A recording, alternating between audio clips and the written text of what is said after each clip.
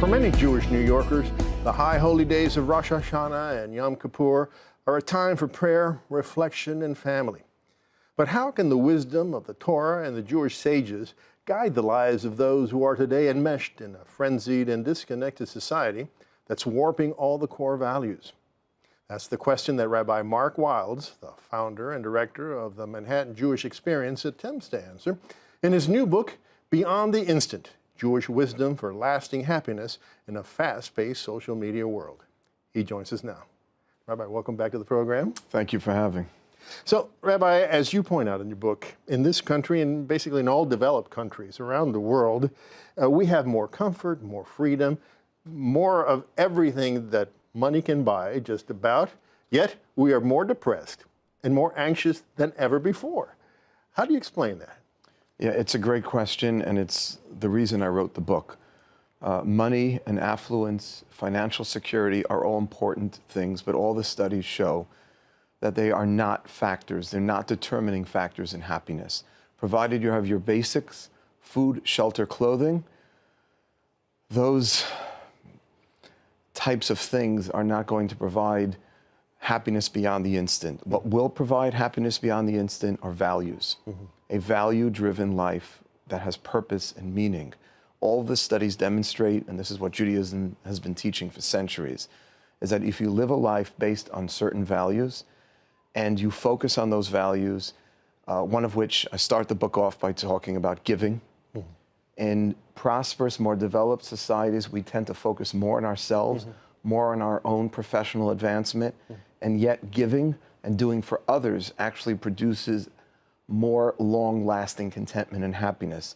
And that's why you're not going to necessarily see happiness flourishing more in a more developed, prosperous country. Now, you talk about the values and the values that come from traditional religious beliefs, but you also write about how we've become skeptical of religious beliefs in our age. But you know, in an age where religion is used as an excuse for terrorism or as a cover for sexual predation, just to cite two very awful examples that we're familiar with, doesn't it make sense to be skeptical of religion? You know, we're throwing out the baby with the bathwater. There are a lot of reasons to hate religion today. You just mentioned two of them. There's more bloodshed in the name of Allah, God, however you want to refer to the Almighty. And the other example you just gave, they're true. I can't deny that. But I also can't deny that religion has promoted values for centuries that have kept people not only happy, but productive. And there are actually, unfortunately, has been more bloodshed in the 20th century, not due to religion, due to other forces.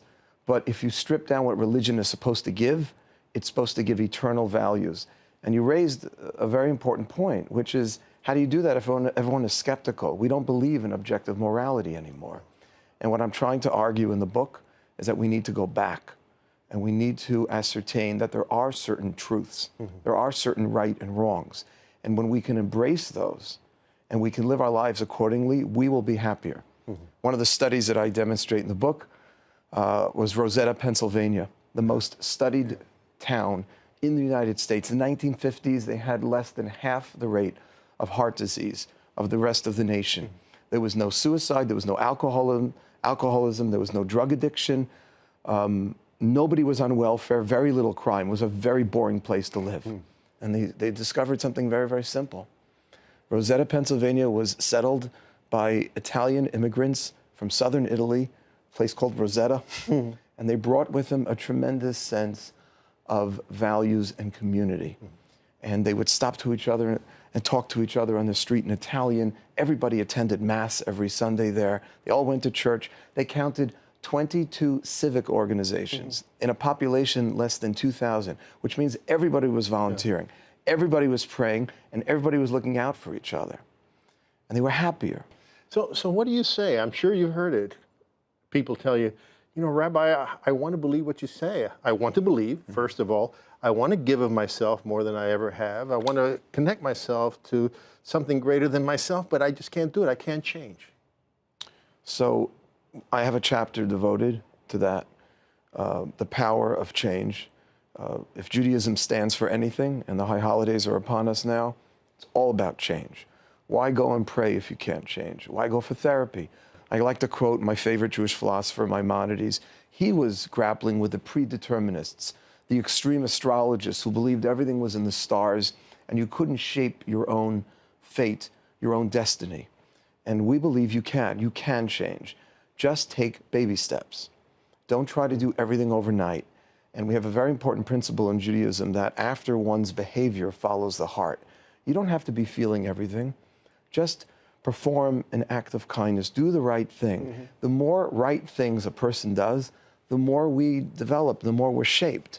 And, you know, it's just a question of taking one little step. Well, Rabbi, the book is Beyond the Instant: Jewish Wisdom for Lasting Happiness in a Fast-Paced Social Media World. And as I told you in a private conversation, the book already affected me profoundly.